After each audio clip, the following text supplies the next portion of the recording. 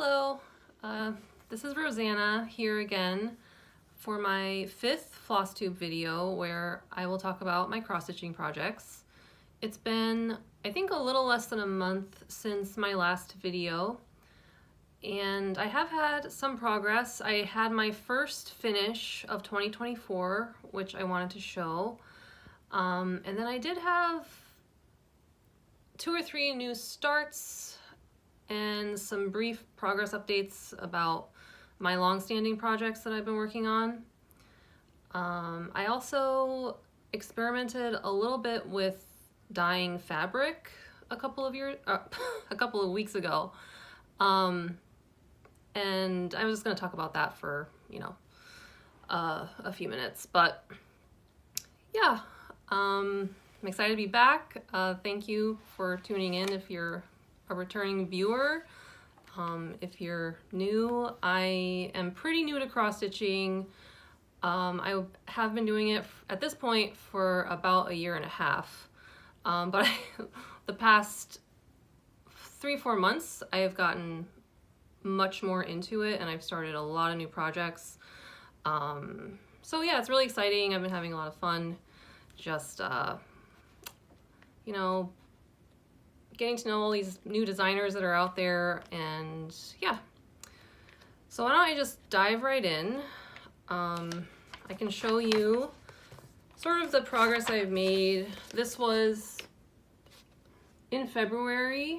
As you can see, I did a lot of stitching. I think there was maybe like 1 or 2 days where I didn't stitch at all, but for the most part I did stitch every day. And in February, the donut of the month was an old-fashioned, which is one of my personal favorites, because I found these fun donut stickers, so I do a donut of the month every month. And then we are into March already, almost midway through March. I can't believe it, but donut of the month this month is glazed. Looks very tasty. And I'm continuing with my dinosaur stickers, etc. Yeah, so I have had activity this month as well. And the first thing I wanted to talk about was my finish. So let me just show that. So here it is. The Mistletoe Loitering Society by Lindy Stitches. And I started this sometime in the very last week of December. I think it was probably around like December 27th, something like that, because I got this pattern for Christmas. And this is my first ever finish on a linen fabric. And I really enjoy stitching on the linen, and I think it looks gorgeous. I'm definitely a linen convert now, even though I still do projects on Even Weave and Ada too, but I have a lot of projects going on linen because I've really found that I enjoy it. So this was just the called for fabric, which is 32 count Blue Whisper Belfast linen. And I used all of the called for threads with the exception of the red. You can see the red here and like around there and down here. I had to change it to Weeks Dye Works Louisiana Hot Sauce because when I was kitting this, whatever the red was that it called for, it was out of stock where I was like buying my floss. So I just changed it to Louisiana Hot Sauce, which is a little bit of a brighter red. But I actually think I like it better than what was in the model. And yeah, I'm really happy with how this turned out. It was really fun to stitch it. This, I talked about this a couple videos ago, but this this pattern is just dear to my heart. It kind of, reminds me of my misspent youth, looking for love in all the wrong places. Trying to decide which one I identify with the most. And I think it's probably the raccoon because he looks nervous, but also like a little hostile. So this was just so much fun, and yeah, I can't wait to get started on another Lindy Stitches pattern. I have a couple that I bought already, and there's more, you know, there's new ones that she just came out with, you know, within the last couple of months for the Nashville needlework market. So I might start one of those, I'm not sure. But yeah, 2 thumbs up for this, and you can take a little bit of a closer look. So that's my finish. I wasn't expecting this to be my first finish. I know I have spoken in my previous videos, and I'm going to show it here in a minute. My larger project on Even Weave Santas of Fable and Fantasy, I was expecting that that would be my first finish of the year. And I am almost done with it, but, well, instead of just rambling about it, let me show it. And if you've seen any of my other videos, you are familiar with this.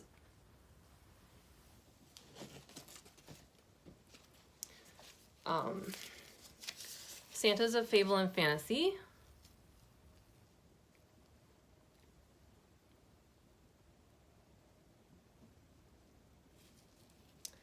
So yeah, I don't even think I have to show the model in the magazine at this point because it is almost done. And I made quite a bit of progress on it since the last video. Like all of this stuff at the bottom is, you know, basically new. And then I fully backstitched this one Santa on the end. And I started the backstitching with this guy. But I definitely underestimated how long the backstitching process was going to take for this pattern.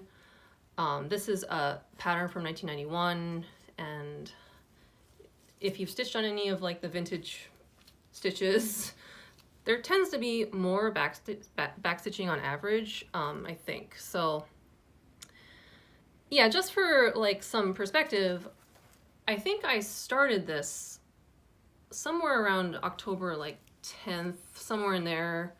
I don't have the exact date. So beginning of October-ish is when I started this.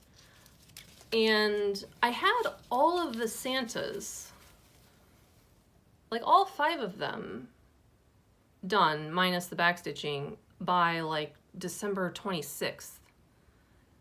So then all that time since then has been the borders and then some of the backstitching.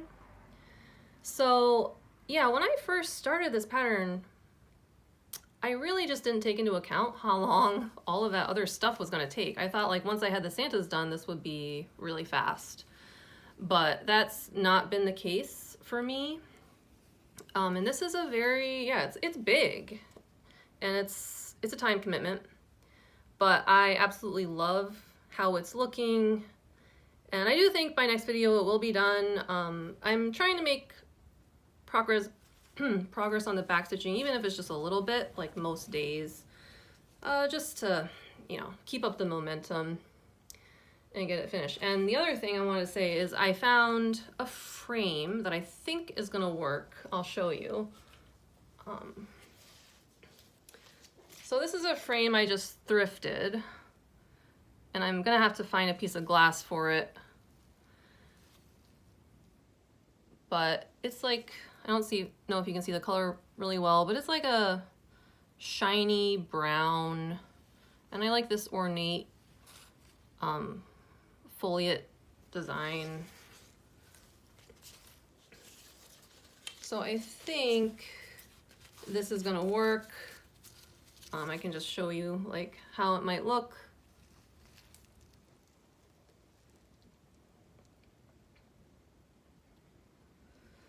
So yeah, this is up on deck you know, to be fully finished once I get the back stitching done. So that was the Santas. November, December 1991 issue of Cross Stitching Country Crafts magazine.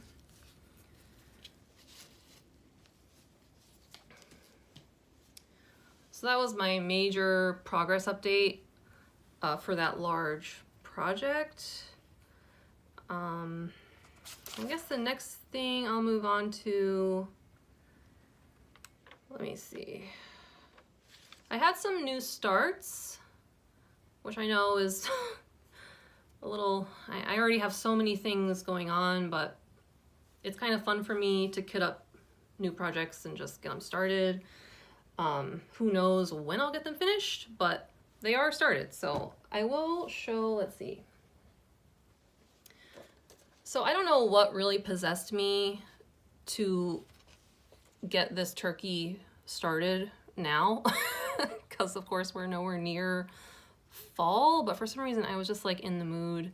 And this is Prairie Schooler Harvest Time, and I'm doing the turkey down here. So let me show you what I got.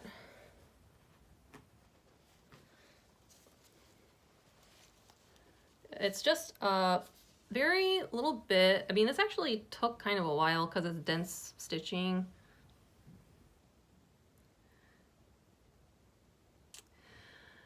And this fabric is a 28 count Monaco even weave that I found at a thrift store. And what I decided to do was to try for the first time stitching 1/1. So that means the stitches are really, really tiny. You can, yeah, it's like, you can barely even see them, they're so little.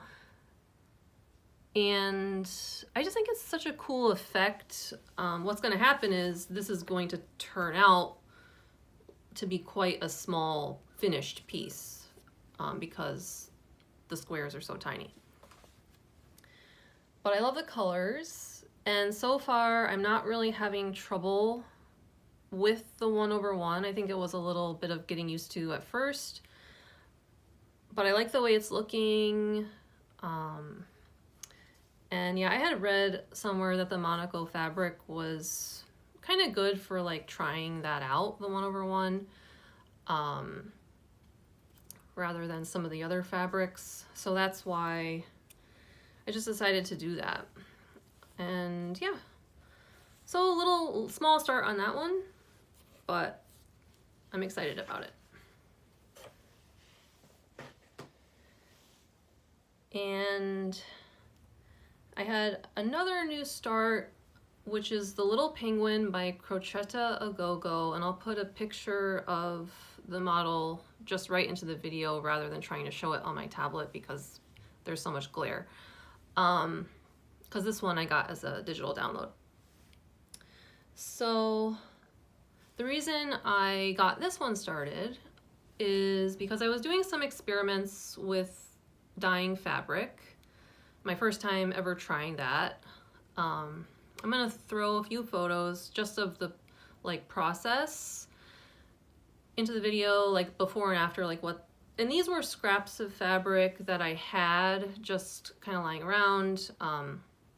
Most of them were Aida, and then there was a couple like small cuts of linen because I don't want to like waste my linen, but I had a few just small pieces to experiment with. So I did like a couple blues, some purples, and then a pink. And I just watched a tutorial by Caterpillar Cross Stitch, which I can link in the description box, about how to do just like very simple fabric dyeing at home. I didn't realize it was this easy, and you can actually buy the RIT dye, you know, at Walmart. It's available, it's like not hard to find, and I guess like a lot of people probably use this for tie dyeing, I don't know. But I got a few colors and I just played around with it for like an afternoon. And yeah, the results were really neat. My favorite one was absolutely the pink one. So that is the one I decided I wanted to get something started on that. And that is an 18 count Ada. So let me show you what I've got done so far on the penguin. The little penguin by Crocette Gogo. So yeah, it's just, this isn't a huge pattern. This is like not a big cut of Ada either. So I just wanted to do something fun and cute. And you can see I got like a little bit of the earmuffs done and a little bit of the scarf. But so far the colors are showing up great on this pink. I like the way like the modeling turned out on this one, more so than some of those blues that I did. So yeah, I can't wait to see how this one looks when it's finished. And I thought pink with like Christmas was just a fun combination. Yeah, and so I finished my penguin in the Mistletoe Loitering Society. So I was like, I gotta, you know, get another penguin going. And this is a much different style of penguin, but it's also really cute. Yeah, so here's just a couple of the other fabrics I dyed. Like this blue one, it looks really cool. I don't know, it might be a little too like in your face for me. I'm not sure. I haven't decided yet if I might try to dye it again, like with the same blue to just even it out a little, or if I like it the way it is. I'm not totally sure yet. This is another one that's just on Ada. I think it's another 18 count Ada. So yeah, I'm not totally sure about that one. This is one of the linens I did, just a very small cut. And I like how this one turned out. This one I mixed the pink, the same pink dye that I used for the penguin fabric. I mixed it with like a little bit of purple. So that's why it's kind of this nice light purple color. And the modeling, as you can see, is a lot more evenly distributed than it is in this one, which turned out to be a little bit more tie-dye looking. So yeah, I'm gonna stitch something small on this, maybe as a gift or something. But yeah, I have some more just random pieces of fabric that I can do some more experimenting with. Obviously I don't want to like waste any fabric that I specifically purchased online that was like expensive. All of this fabric is just cheap things I've picked up at thrift stores. So that was really fun. Yeah, that's my first time with the penguin, first time stitching on Ada in quite a while. My very first cross stitch, the Celtic Christmas, was on black Ada. And then I had like a nutcracker I was working on that was on an 18 count Ada. And after that one, I took a break from Ada because I was having issues with that. But I think because I went through the process of dyeing this and it got all wet, it soaked for a while, it actually really softened it, and it's been super easy to work with. So I'm enjoying it. Okay. So my other, I have actually two more new starts. The first one, I mean, it's hilarious.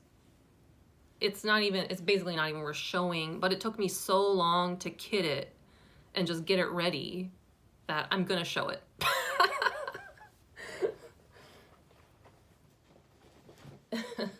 And I know most of you are probably familiar with this pattern. It is called Halloween at Hawkrun Hollow by Carriage House Samplings. Here's what it looks like.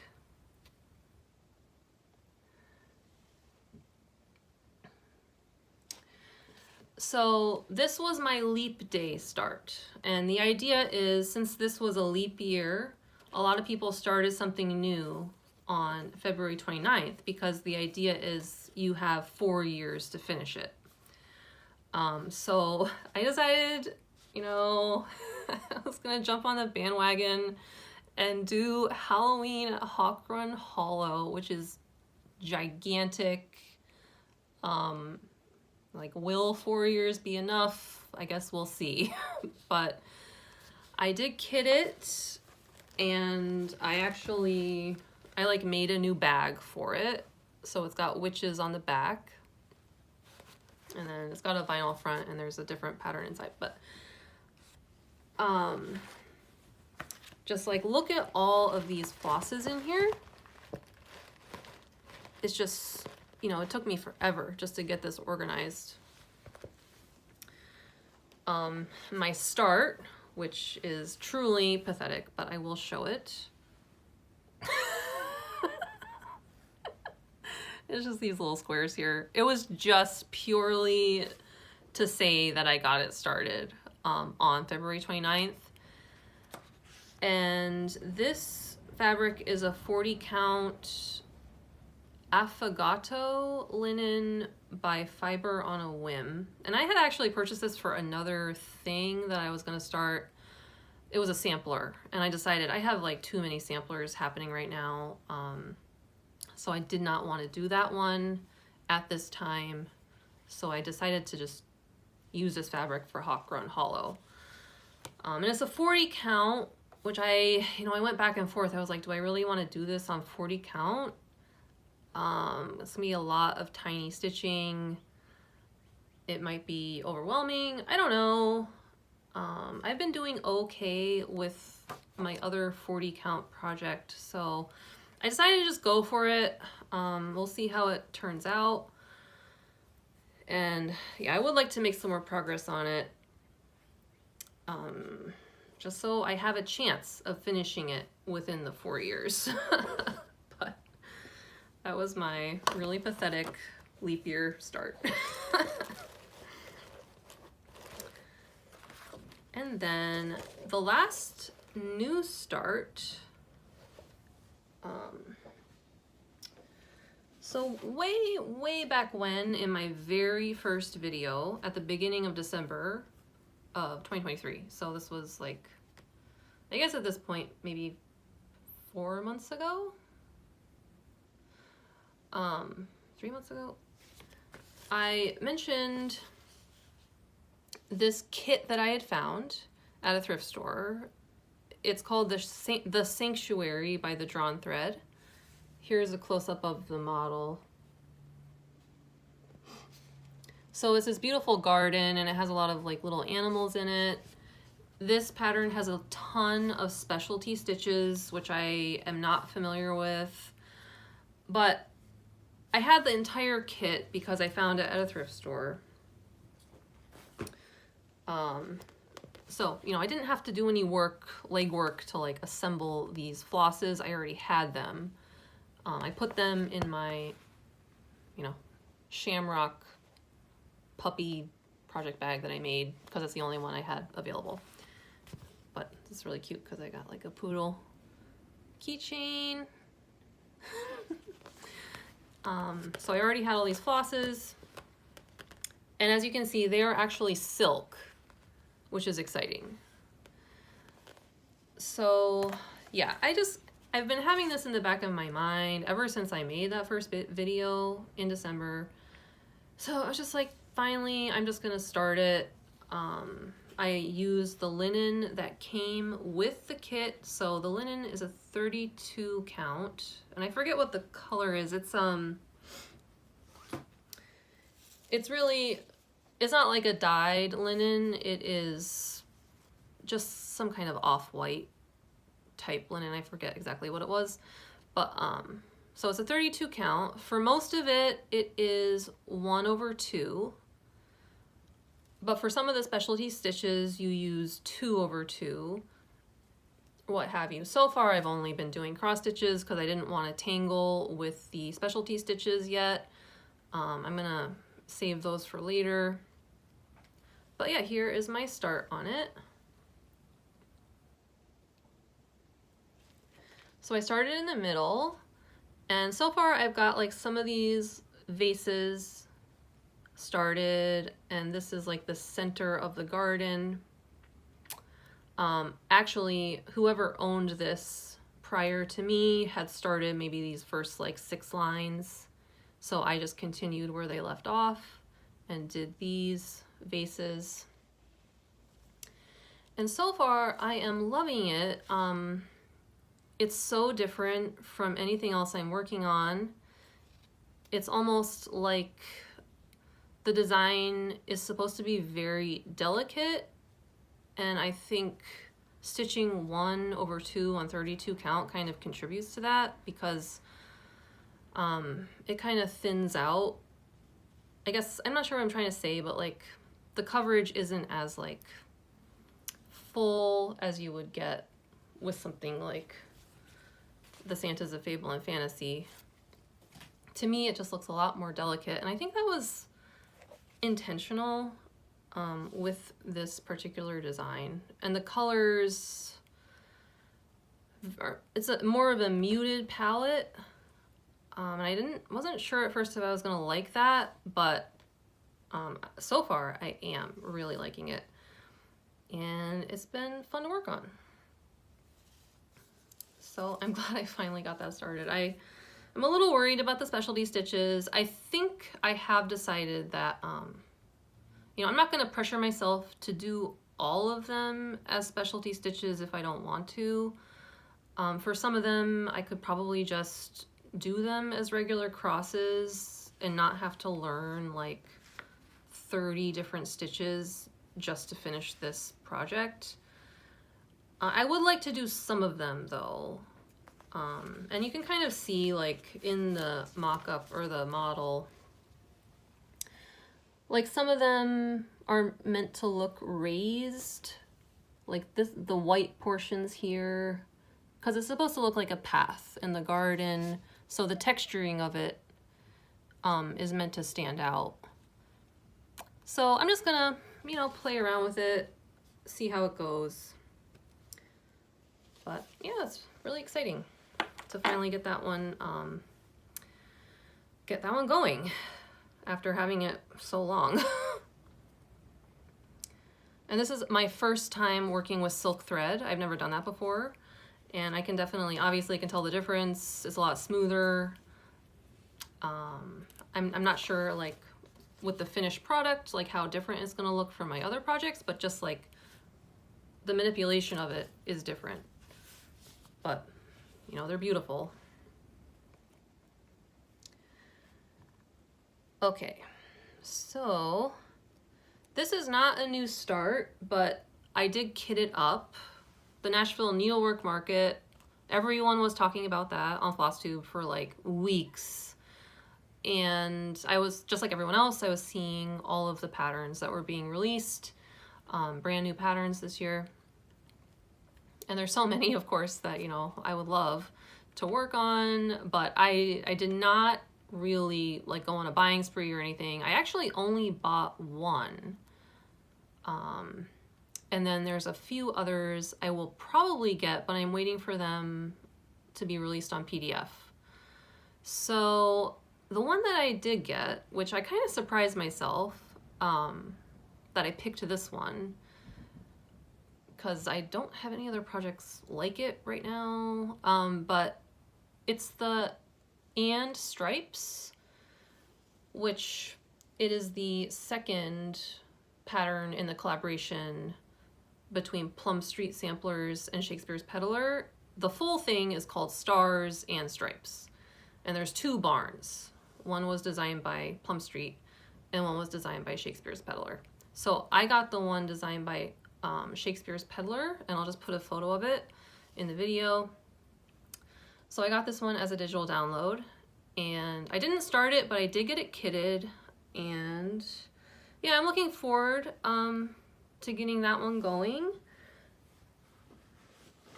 Let me see, I was gonna show the project bag it was in, but I don't know what I did with it.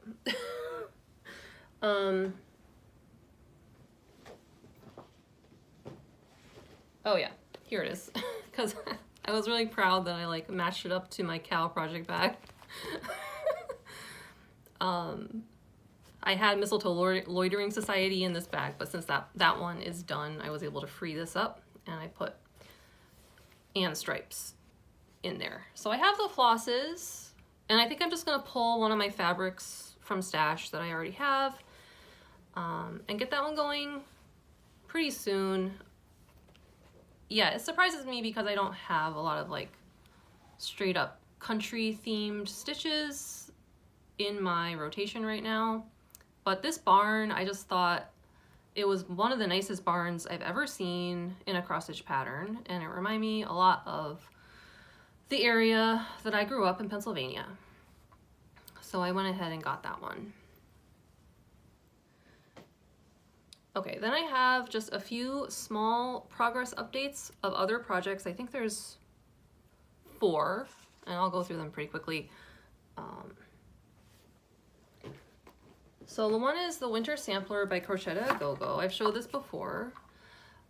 Recently, I believe it is Stitchy Linda on Instagram, finished this, I think within the last week, and posted some photos, and wow, I mean, that just really inspired me. It looked amazing. So I'll show you what I have done. And I did not bother to take it out of my hoop because you can see most of it. So most of the progress I made since last time was just the roof of the house. I almost have this roof done, which I'm really happy about because the house is very large. And once I get that house done, I think this is gonna go faster. And I really enjoy working on this. I'm doing it 2/2 on the called for fabric, 36 count vintage country mocha. This stand, I know I showed a cross stitch stand in my last video as well. But I have since found this one, and I don't know, I found it at the same thrift store that I found the other one. It's a very rural secondhand store that's local to me, and I don't know what it is about that place, but it is like the Bermuda Triangle of cross stitch supplies. I have found so many things there. I have found a bunch of cross stitch stands, and this one is really nice. It's really well made. It's been working out well for this one with the two-handed stitching, which I have been doing on a lot of my bigger projects. So yeah, it's just a hoop, and it's attached to like these bars, and then this part goes on your lap. So yeah, this is the Winter Sampler.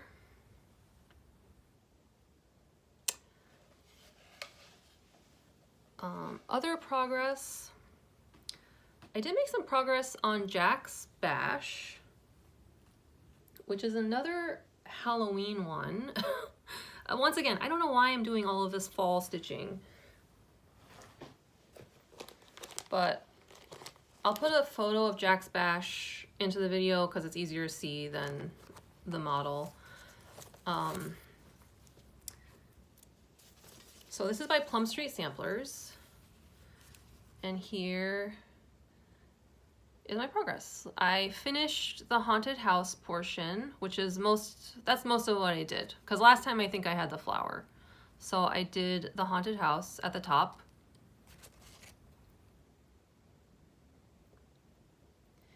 And this one is 2/2 on 32 count linen. This is linen that I found at a thrift store. It said on the kit that it was the color sand, but that's all I know. I think it's a Zweigart linen, but so far it's going really well with this pattern. So more fall stitching here in the beginning of March. I had a little bit of progress on State Fair. So State Fair I have in my vegetable project bag.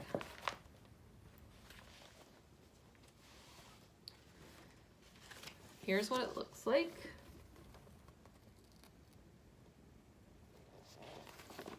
This is from The World of Cross Stitching. The issue is August 2023. So I've only made a little bit of progress on this. Oops, my hair is in the way. Last time I just had the tiny horse. So I did make a little bit of progress. I finished the fence at least.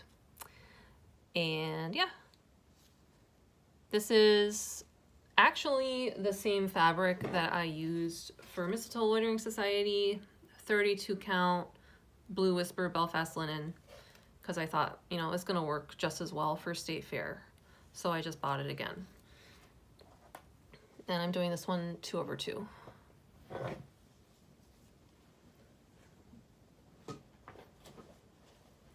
And then my last progress update is Shelter from the Storm. Scattered seed samplers. And so here's what I've got.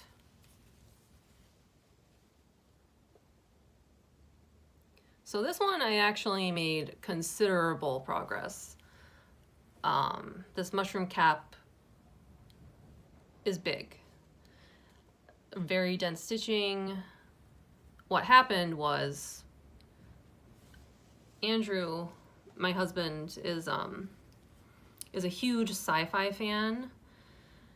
And a couple weeks ago, he said to me, I'm gonna watch Dune Part 1 before it leaves Netflix. You're welcome to join if you want. I was like, do I really want to watch Dune? It's funny because I'm someone who went from, before I met him, I didn't even really know like what Star Trek was. You know, I didn't really know anything about sci-fi. So I went from someone who didn't know what Star Trek was to like someone who has seen the entire Battlestar Galactica series. Because he is really into all this hard sci-fi. So yeah, I have grown to enjoy science fiction on television. I don't really read any science fiction still because I haven't gotten that into it. But when he said he was gonna watch Dune before it left Netflix, I was like, well, I'll watch it. It's like really long. I mean, it's 2.5 hours long or something like that. So I said, I'll watch it if I can cross stitch while I'm watching it. And you know, that was fine. So that's when I really made a lot of progress on this mushroom. And I'm really pleased with it. I picked my own over-dyed flosses from Stash to do this, so I didn't follow the called for colors. But I think it's looking, you know, good. And I like that I picked the over-dyes because the shading is popping out really well because this is so dense. And I got this bunny started. So yeah, this one I'm stitching 3/2 because this is a 27 count even weave that I found in an old kit. So yeah, I just wanted better coverage than the 2/2 was giving, so I decided to do 3/2, except for up here, the lettering is 2/1. So we did watch Dune, and I enjoyed it, more or less. And then, of course, I mean, the reason he wanted to see it was because it was leaving Netflix, first of all. I think it was Netflix. Yeah, it was leaving the streaming service. So we watched it just in the nick of time. It was like the night before it left. And he wanted to see it because he wanted to go see the second one, you know, which had been getting a lot of buzz and a lot of good reviews. And then, so he said, well, do you want to go with me to the theater to see Dune Part 2? So that is how I spent my Saturday, we did go to see Doom Part 2. And that one's like 2 hours and 45 minutes, but I thought it was well done. It was an exciting movie. Timothée Chalamet is very watchable. So yeah, I had a good time. I do not think I'm gonna rush out and buy the novel from the 1960s. Yeah, not super interested in reading it, but seeing it on the big screen was a lot of fun. So I think those were all of my progress updates. Okay. I guess the last thing I'll talk about briefly is my haul. And honestly, you do not even want to know about this haul, because what happened in my last video, I talked about my trip to Pennsylvania because I went down there just for the weekend, see my brothers. This was in early February. So that was like a big shopping trip for me. I went to a bunch of antique malls and thrift shops as I was driving down to Pennsylvania. So that was, you know, I had set out intending to look for cross-stitching materials back then. So at the first weekend of March, it was actually my mom's birthday. My parents also live down in central Pennsylvania. And I made just a very impromptu trip because they were going to celebrate my mom's birthday, and you know, it's only 3 hours away, so I was like, you know, I'm just going to get in the car and go so I can celebrate with them. And I only stayed one night. It was not like a big shopping trip. It was just going to be like in and out. But I went down on Saturday. I left Sunday morning, and I did make a stop at one of the antique malls in Lewisburg, Pennsylvania, which that is a very cute town if you've never been there. It's a nice place to visit. It's just a charming little Pennsylvania town. And I went to one of the antique malls, and I could not believe, I don't know if you know how antique malls are set up, but it's like individual booths that people rent out. So a lot of people, if they're like downsizing, they're selling things that they don't want anymore, and some of them are more serious antique dealers. It's like a big mix of things. It's sort of like a antique store / flea market type of vibe. So I went into one of these booths at this store, and somebody who clearly was a very avid cross-stitcher decided to downsize. And I just found all of this stuff. I'm just going to put a picture into the video of all of this stuff. And it was very inexpensive. There were a bunch of cuts of linen. There were a couple of full kits with linen and floss. There was a bag of overdyed floss, which you can see in the picture. And then there was like these little spools of glow-in-the-dark Krynic thread. I was just like, I couldn't believe I found all of this stuff just at one stop. So, you know, I wasn't gonna leave without digging through that entire collection and picking the things that I wanted. And yeah, I got a lot. I'm not gonna show all of it because I don't want to bore you, but I'll show like a couple of really cool things that were in this stash. So one of them was Rosewood Manor, and the pattern is called Inspiration.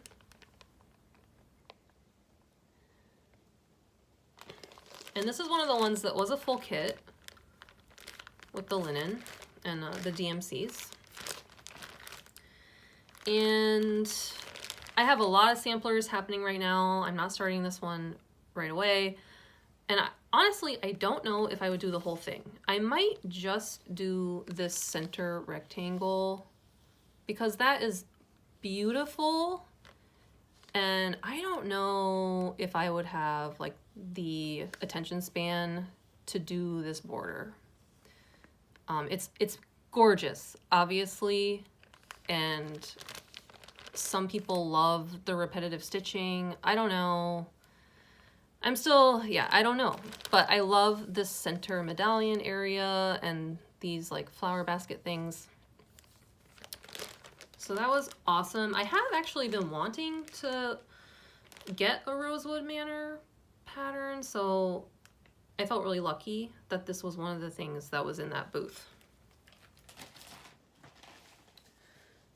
This is like a vintage Christmas pattern that I thought was so cool. I love the colors. Yeah, the style almost reminds me a little bit of the Santas of Fable and Fantasy. So I'm gonna keep this one, and just maybe someday I will be inspired to do this alphabet because I think it's just so charming and cute. So it's the Christmas Alphabet by Donna, Vermillion, Giampa. I'm not sure how to say that, but that's what it is.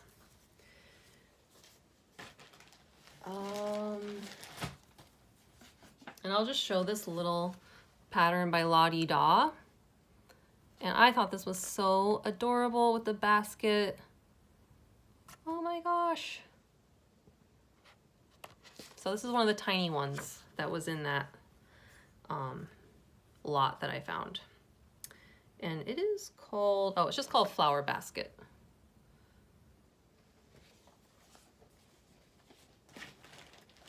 So yeah, I'm not gonna go through that whole stash of stuff, but I did feel very lucky to just stumble upon that when I wasn't even really intending to like have a big shopping extravaganza.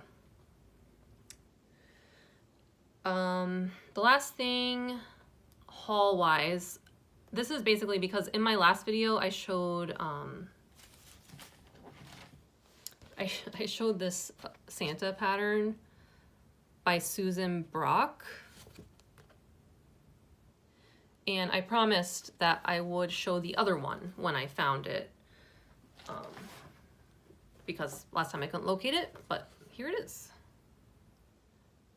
So this is the Enchanted Sleigh, and I think her name is on it. Oh yeah, see, it's the same designer down here, Susan Brack. So this is a Leisure Arts leaflet. It's called the Enchanted Sleigh. So yeah, once the Santas of Fable and Fantasy are done, I'm kind of deciding between these two. So I don't know.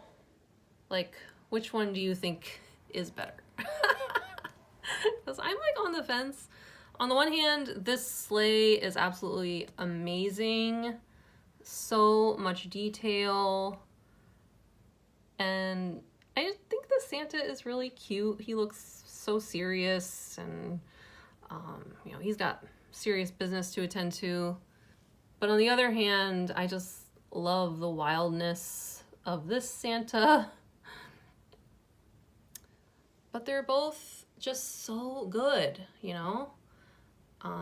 So if you're looking for a really neat Santa, here are two options for ones you could like dig up online.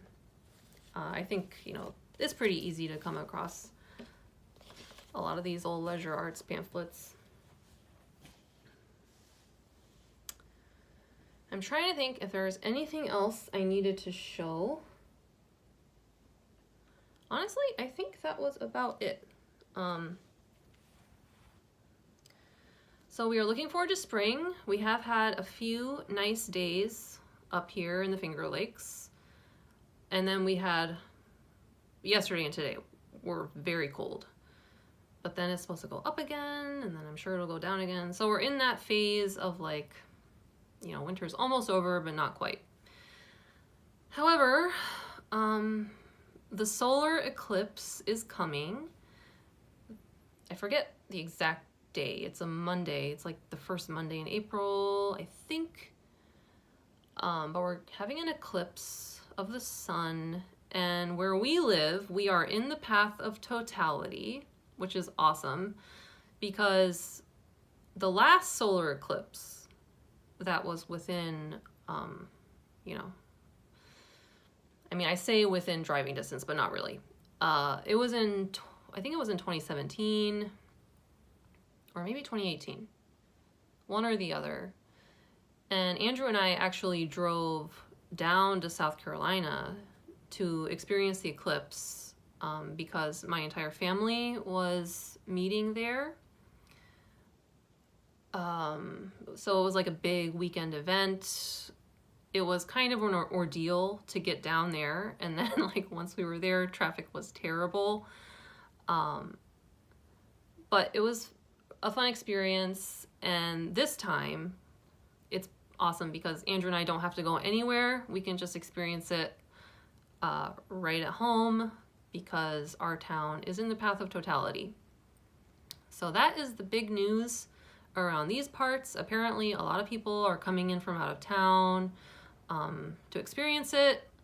It is the last one for, I mean, in my lifetime, you know, it's the last one within, well, I mean, I don't know too much about the science of it, but I have read that, you know, you're not going to see another one of these for decades and decades. So we're excited. Those are the big plans coming up. And I guess that's all the updates I had. And thank you so much again if you spent time with me today. I always enjoy showing my progress. It's a huge motivator for me, and seeing other people's videos, what they're working on. So thanks again, and I will catch you next time. Until then, happy stitching. Bye.